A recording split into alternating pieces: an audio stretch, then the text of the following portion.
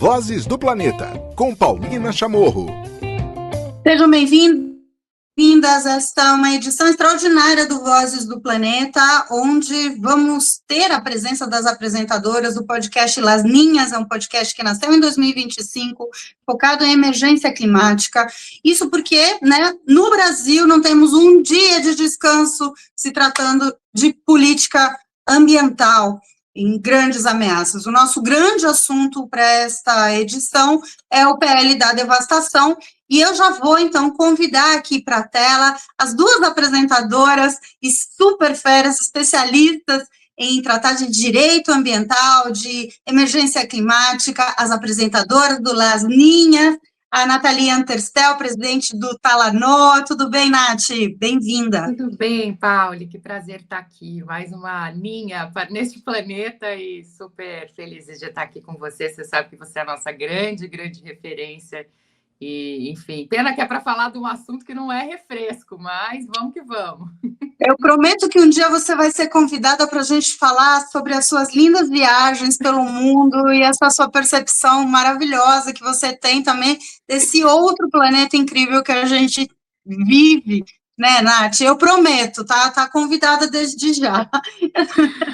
Vamos nessa, não, mas não, como você disse, não tem dia de folga, somos brasileiras, não desistimos nunca, e eu acho que a gente está agora nesse momento bem delicado, em que esse projeto de lei não é chamado da devastação à toa, né, Carol? Não, pois é, Pauli, obrigada pelo convite. Nessas circunstâncias não muito refrescantes, mas que são necessárias, né? A gente precisa dar vozes, né, esses problemas e fazer ecoar e isso chegar até o Congresso para, quem sabe, não passar adiante esse PL horroroso aí da devastação.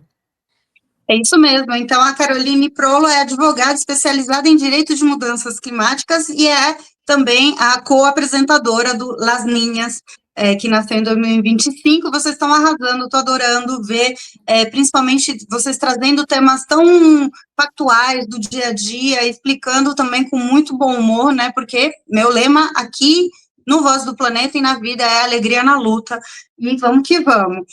Bom, PL da devastação, você, ouvinte, deve ter acompanhado, em algum momento isso deve ter pintado para você na sua rede social, se você tem um bom algoritmo preocupado em temas socioambientais, certo?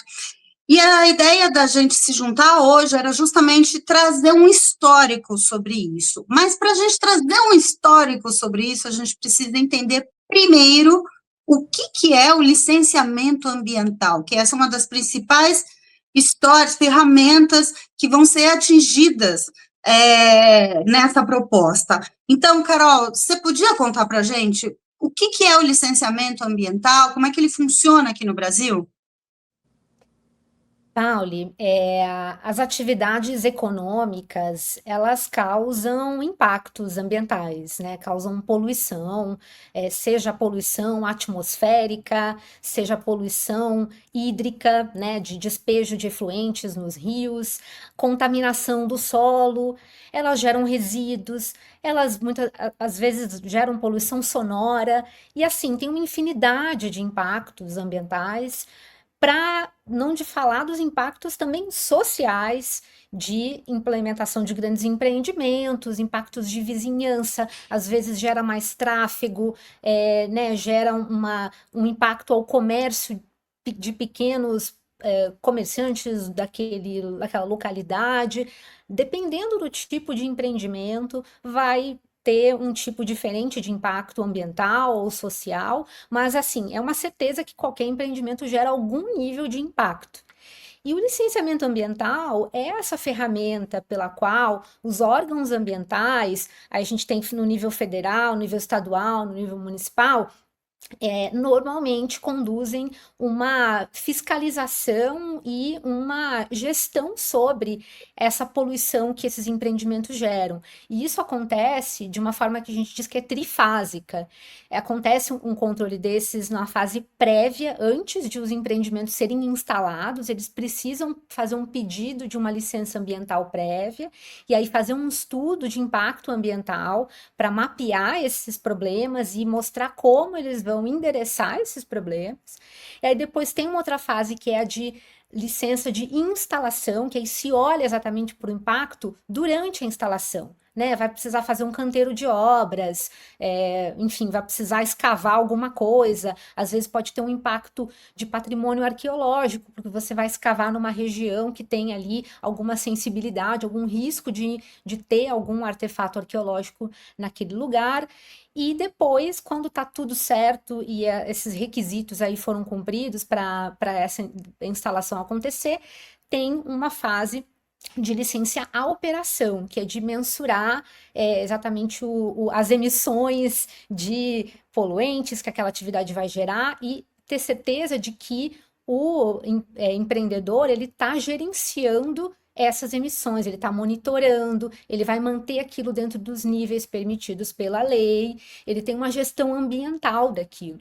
Então, assim, é algo que é fundamental para a nossa segurança, para as futuras gerações, para a gente saber que existe algum tipo de controle desses impactos ambientais de atividades econômicas no Brasil. Excelente, Carol. Bom, e como a gente sabe, né, eu falei na abertura, não temos um dia de sossego nas políticas ambientais, mas eu queria puxar agora para a Nath, para você nos contar como surgiu essa malévola proposta, ideia, que vai trazer um retrocesso, né, se isso continuar avançando, já passou pelo Senado, e agora a ideia, nós estamos gravando essa conversa no dia 15 de julho de 2025, então, estamos aqui na expectativa se vai voltar, se vai ser adiado, para a Câmara dos Deputados, mas para chegar até onde chegou, de onde que nasceu essa história, Nath? Paulina, assim, como a Carol falou, né, o licenciamento é uma espécie de filtro. Então, é um filtro que se coloca para qualquer empresa avaliar os impactos das suas obras, enfim, da sua operação, antes dela começar a fazer, né?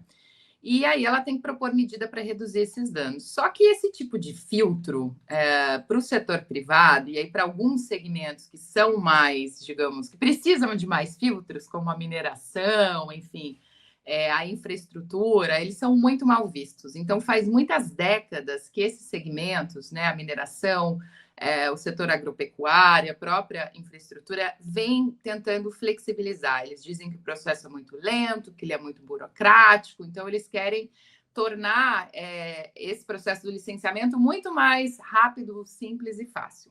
Eu acho que não tem que tirar o mérito, porque ninguém precisa ficar pagando caro por burocracia, né? Eu acho que, de fato, a coisa não precisa ser assim. A gente, inclusive hoje, no mundo aí com tanta inteligência artificial e com tantas ferramentas tecnológicas, a gente não precisa fazer do jeito que a gente fazia há 30 anos. Mas, a bem da verdade, é que assim, a origem do licenciamento no mundo, enfim, é variado, você tem vários países que tem, não é uma exceção brasileira, mas aqui a gente tem uma lei de 1981, que é a Lei Nacional do Meio Ambiente, né, que ela instituiu esse mecanismo. Só que depois nunca teve uma nova lei, nunca teve um conjunto de regras. A gente começou a adotar tudo por normas infralegais. Então, era uma resolução do CONAMA, era um decreto, uma portaria, e aí depois os estados começaram a fazer as suas próprias, né, regras para o licenciamento. Então, virou um negócio muito confuso. E aí, os ambientalistas, há mais ou menos uns 20, 30 anos, foram quem levantaram a mão e falaram, gente, que tal um marco geral para o licenciamento? Que tal a gente consolidar? Então, na origem, essa ideia, né, da gente consolidar, da gente ter, digamos assim, uma lei geral, ela nunca foi... teve, claro, seus embates, mas sempre foi uma boa intenção da gente tentar criar regras do jogo que fossem as mesmas para todo mundo e que não fossem esse processo ruim, né, demorado, burocrático, como se vê por aí. O problema, e aí tentando falar rapidinho, é que durante os anos Bolsonaro, a gente viu ali uma série de tentativas dentro da Câmara, né, de aprovar, teve um projeto do Kim Kataguiri, lá em 2021 que buscou levar essa pauta adiante, né? E conseguiram. Esse projeto, que é de maio de 2021, aí ele foi para o Senado e aí ele estava há algum tempo parado, quando agora, em anos de COP30, que absurdo, se resolve, enfim, não só avançar com ele, como avançar com várias flexibilizações. Então, já tinham problemas há alguns anos, como eu mencionei, principalmente em relação ao que a gente chama de autodeclaração, e algumas autodeclarações bem perigosas. E aí, agora, esse ano, esse projeto foi aprovado por larga maioria, larguíssima maioria, aliás, no Senado, né?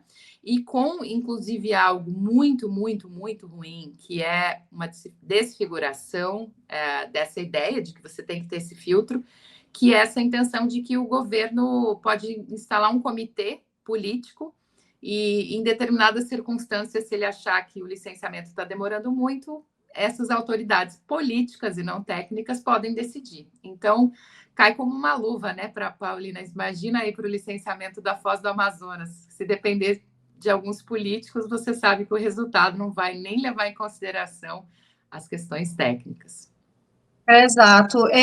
Aí eu queria ler um trecho que saiu ontem de uma nota da ciência brasileira sobre do SBPS, né, Sociedade Brasileira para o Progresso da Ciência, um trecho dessa nota que eu acho também, que queria também ouvir a Carol, a Nath, sobre isso, e, abre aspas, diz: a Constituição Federal de 1988 prevê o licenciamento ambiental como matéria para garantia do meio ambiente ecologicamente equilibrado, direito fundamental, e impõe ao poder público e à coletividade o dever de defendê-lo e preservá-lo.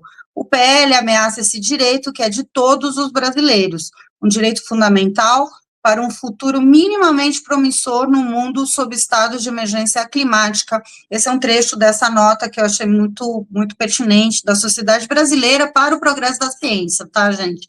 Destaco novamente. E aí eu pergunto, então, em que graus essa proposta, do jeito que está, como a Nath colocou agora, fere a Constituição brasileira?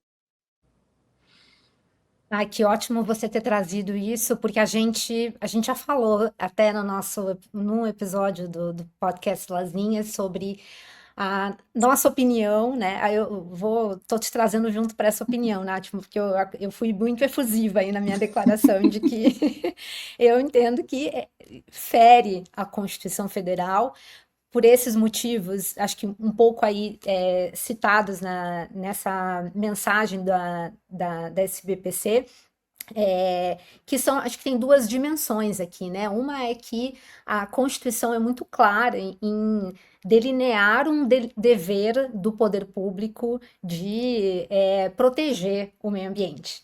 E o que a gente vê claramente no projeto de lei é o poder público abrindo mão desta proteção, né, uma proteção que antes estava assegurada. A gente vê atividades que antes eram sujeitas a licenciamento ambiental, neste projeto de lei serem dispensadas de licenciamento ambiental, atividades consideradas de médio potencial de poluição ambiental passarem a ser consideradas isentas de licenciamento ambiental. Isso é o poder público deixando de cumprir com a proteção do meio ambiente, entendendo que ele não precisa proteger o meio ambiente naquele caso concreto e sem nenhuma justificativa sensata para isso.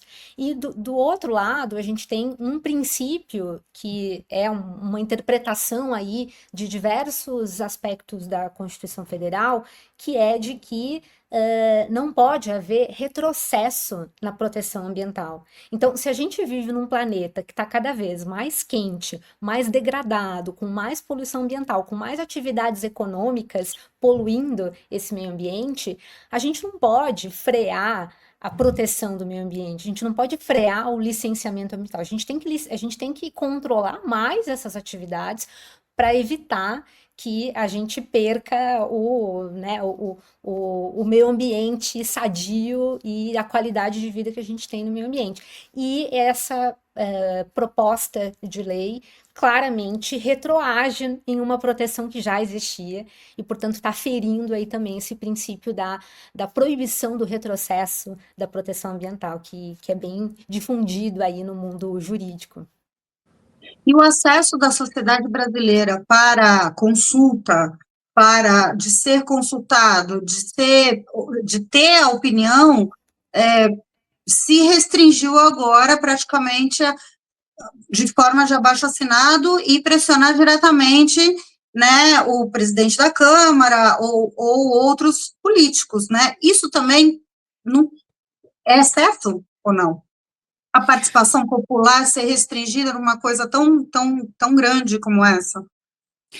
Pois é, Paulina, eu acho que essa questão do projeto de lei da devastação virou... Primeiro foi algo que gerou uma reação tão negativa nas redes, né? A gente viu, antes mesmo de ter essa briga aí do Lula com o Congresso, ele já tinha pegado muito mal. Então, eu acho que ele, inclusive, acendeu lá, deve ter acendido um alerta para o Hugo Mota e também para o Alcolumbre de que não pegou bem. Talvez tenha agradado algumas plateias que eles gostam, mas a população que se manifestou nas redes, os ativistas, enfim, os cidadãos não gostaram. Então, eles agora, para tentar diminuir a pressão, eles resolveram fechar, né, o espaço de participação. Eu acho que é pior, porque é como você colocar uma tampa de pressão numa panela. Eu acho que a pressão só está aumentando, é por isso que a gente está vendo aí tantas personalidades, tantas pessoas, né, de artistas como a Débora Bloch, que faz lá, Odete Reutemann, né, falando isso não pode, não é o Vale Tudo. Até a Tamara Klink, nossa querida, que está falando. Então, assim, não somos só nós, certo? Não somos só as pessoas convertidas. A gente tem as pessoas aí, digamos, que furam diversas bolhas se manifestando, e eu acho que eles estão, na verdade, acho que alimentando o fogo com gasolina, porque nós não vamos parar, ninguém vai Não ignorar. vamos parar. Gente, eu amei. Agora, o máximo vai ser se a Odete falar sobre isso lá no Vale Tudo, né? Já pensou ela se juntando com o Afonso, falando, ó, por isso mesmo que a gente tem que apoiar políticos que defendam o meio ambiente, ia ser o máximo. Alô, Manuela Dias, vamos pedir isso para você, roteirista de Vale Tudo. Ia ser maravilhoso, isso sim que ia ser histórico. Olha só, tem um abaixo-assinado, né, falando em participação, né, de formas hoje de pressão, bem ainda restritas, né, para as redes sociais. Tem o PL da devastação.org, que você pode assinar esse abaixo-assinado, né, e vai direto para o presidente da Câmara, o Hugo Mota. E ali são colocados alguns dados, né, dos pontos mais preocupantes, né, que eu queria, então, a gente falou, né, desse retrocesso na questão do autolicenciamento, né, queria pegar algumas coisas em cima disso, que seria essa carta branca, como é colocado aqui, aos estados e municípios. O que isso representa nesse caráter, assim, já mais amplo? Não só de empresa, mas aí tratando para poder público também, né? Carol, quer pegar essa? Você como a nossa advogada aqui. Sim, temos uma advogada! Olha, mas assim, eu vou falar sobre isso de um jeito muito simples, na verdade, que acho que não precisa ser advogado para entender que uma licença especial como essa, assim, que pode ser dada no nível político, é a ausência de regras, né? É simplesmente deixar aos ventos propícios e às vontades políticas e interesses privados dos atores aí que participam dessas decisões que possam decidir como quiserem, né? A gente cria uma licença de exceção e qualquer exceção a uma regra é perigosa e precisa ser muito bem limitada. Então, o que a gente está vendo aqui é uma tentativa de realmente eliminar as regras de licenciamento, é fazer possível que decisões sobre licenciamento sejam tomadas segundo as vontades políticas dos interessados ali. E, obviamente, isso a gente sabe onde vai terminar, né? Vai culminar com menos licenciamento, com mais atividades poluidoras sendo implementadas sem nenhum tipo de controle. Então, assim, essa é uma das piores, eu vou usar a palavra aqui, que eu acho fabuloso falar essa palavra, é uma excrescência esse tipo de previsão no projeto de lei que a gente não pode permitir que prossiga. Outra questão que eu estava lendo sobre os impactos, né, que são inúmeros, gente, como a Nath colocou na abertura, né, é na água, é na zona costeira, é social, é econômico, enfim. E aí, só mais uma para a nossa advogada in the house aqui na casa hoje, e depois já jogo uma outra para a Nath, mas é a questão de, por exemplo, o impacto em territórios que estão em processo de reconhecimento, como, por exemplo, terras indígenas que estão para serem reconhecidas, territórios quilombolas que estão para serem homologados. Então, tudo isso cairia por baixo, não existiria nenhum tipo de proteção para essas áreas? O projeto de lei, ele não elimina por completo a necessidade de se ouvir os órgãos competentes em casos de impacto sobre comunidades tradicionais, quilombolas, e isso a gente sabe que tem aí uma atribuição de órgãos específicos para serem consultados nesse processo. A gente sabe que tem uma convenção internacional que obriga o Brasil, né, as atividades aqui no Brasil a consultarem esses povos originários, essas comunidades tradicionais, em caso de empreendimentos que possam causar impactos a essas comunidades. E o que acontece é que o projeto de lei flexibiliza isso. Ele vai, por exemplo, limitar o que é considerado uma área impactada para fins de consulta, vai considerar que apenas comunidades que tenham sido devidamente tituladas, né, tenham passado pelo processo de titulação, precisem ser consultadas nesse processo, e isso, claro, é importante até dizer, embora essa flexibilização aconteça nesse projeto de lei no âmbito do licenciamento ambiental, ela não elimina os direitos, obviamente, desses povos que têm todos os canais aí para serem protegidos nos seus interesses, inclusive por meio das suas entidades, inclusive por meio da FUNAI, por meio da Fundação Palmares. O que acontece é que esses processos, eles tramitam em paralelo. Você tem um processo de licenciamento ambiental e você tem os processos de titulação em paralelo. E a lei antes, né, ou a aplicação da lei antes, e como a Nathalie falou, das normas infralegais, era de que o processo de licenciamento ambiental, ele se comunicava com esses outros processos e ele ouvia essas outras autoridades para garantir que você ia ter ali naquele lugar do licenciamento ambiental todas essas questões ambientais e sociais devidamente tratadas. Então, o projeto de lei está tentando flexibilizar e eliminar um pouco desse aspecto dessas consultas a esses órgãos no processo de licenciamento ambiental. Isso não vai eliminar esses direitos, mas, obviamente, vai dar problema porque o licenciamento ambiental vai correr, você vai implantar a atividade e aí depois vai ter que reclamar no judiciário, né, para fazer paralisar essas obras ou enfim, não permitir com que elas aconteçam. Então, é muito ruim para a celeridade do processo e para a defesa, obviamente, dos direitos dessas comunidades, mas acho que também deixa claro que não vai eliminar esses direitos, essa lei não tem esse poder de fazer isso. Maravilha. Só um pontinho, se eu puder, Paula, só um ponto que eu acho que é bem ruim dessa versão que foi aprovada no Senado, é que ela torna, por exemplo, essa consulta a órgãos como a FUNAI, como o Palmares e outros, o IFAM, né, para o patrimônio histórico, como algo não mais mandatório. Então, deixa de ser obrigatório ter que levar em conta as recomendações desses órgãos. Então, eles vão ser escutados, podem mandar parecer, mas se eu não quiser levar em conta, eu que estiver cuidando desse processo,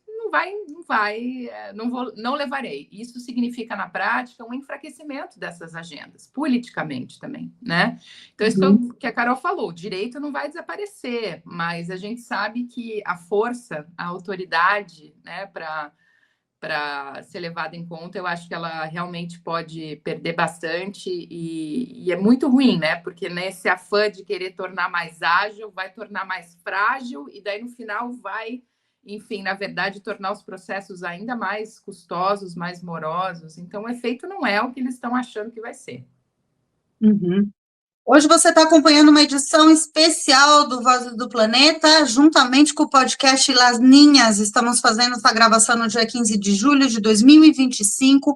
É um esforço dos dois podcasts para trazer contexto, para você poder opinar, para você poder se posicionar também sobre esse grande retrocesso, essa grande ameaça que pode acontecer, que é a votação desse PL 2159, o PL mais conhecido para os íntimos como o PL da devastação. E não devia ser só para os íntimos, agora devia ser conhecido para o Brasil todo. E aí, para a gente trazer uma última questão, eu queria a colaboração das duas, sobre essa história, que é muito maluco, né? A gente ter isso nesse momento de faltando poucos meses para uma COP, de já ter passado por uma questão de ter ou não ter leilão, teve de petróleo, no nível que está o planeta, né? Então, muita gente pode estar ainda achando que é uma questão ou só política, ou só econômica, ou só ambiental, ou só... E é justamente o contrário, né? É incluindo tudo isso, né?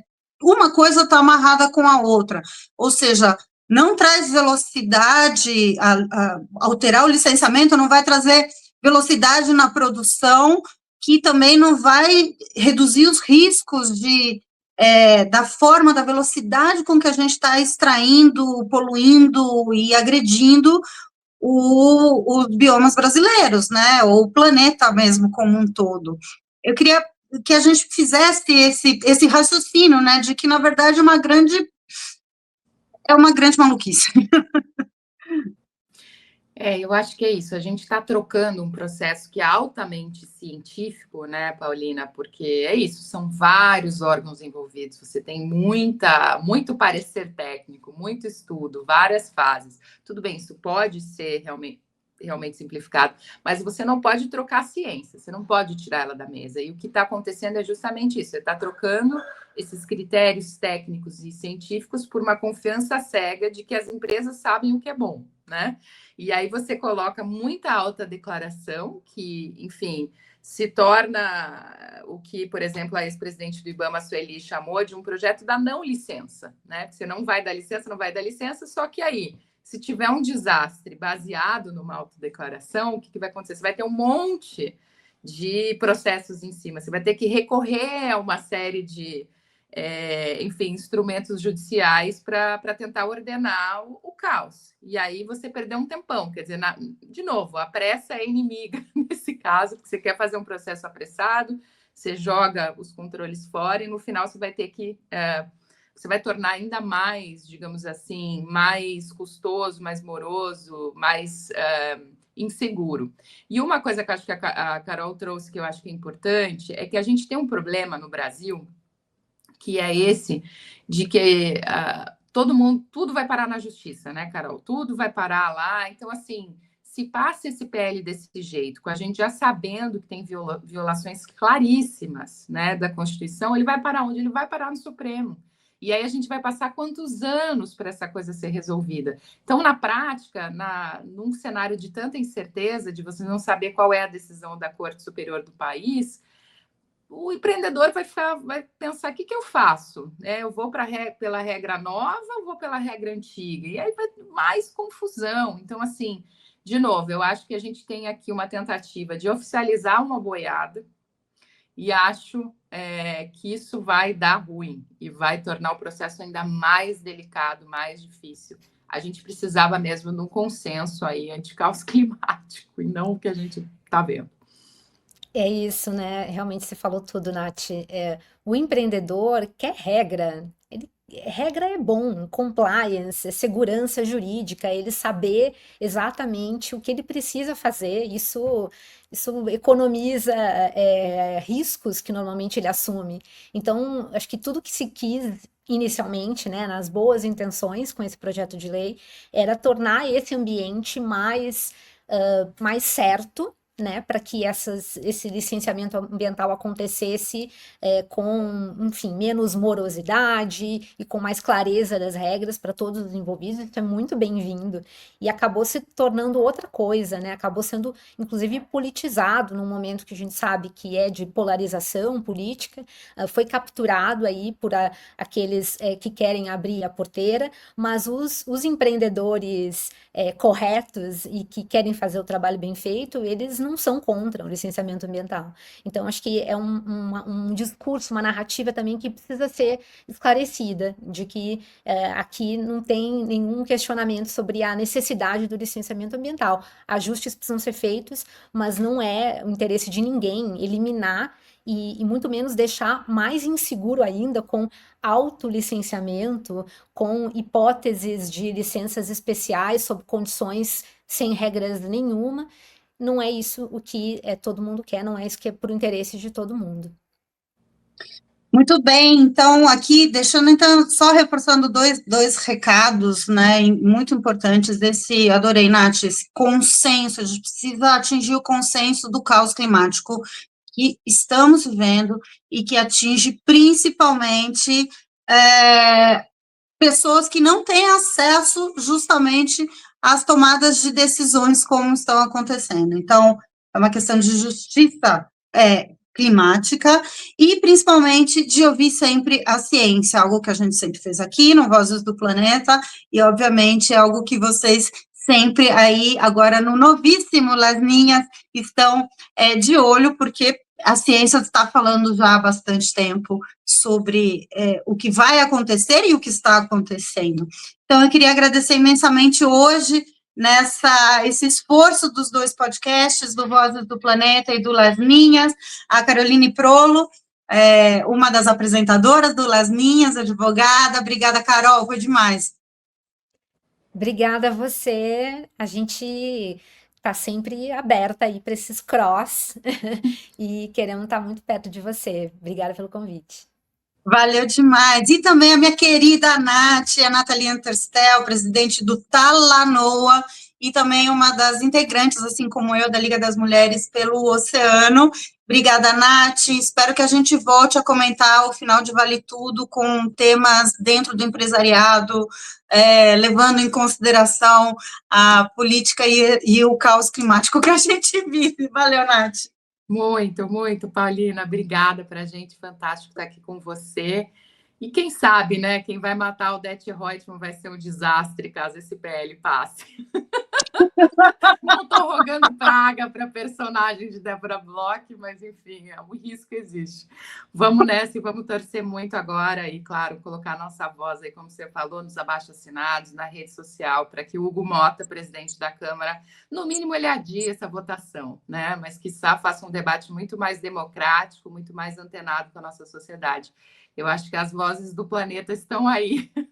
Elas precisam ser ouvidas. Obrigada, Paulina, e, enfim, parabéns pelo podcast, que é a nossa grande referência no Brasil.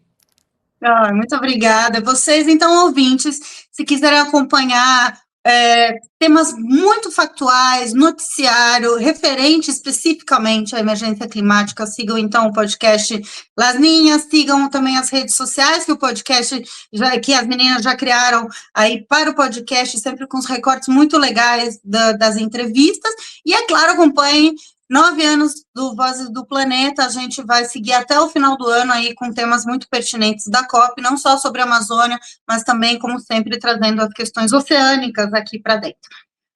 Grande abraço a todos e a todas, e a gente se fala na próxima edição. Tchau!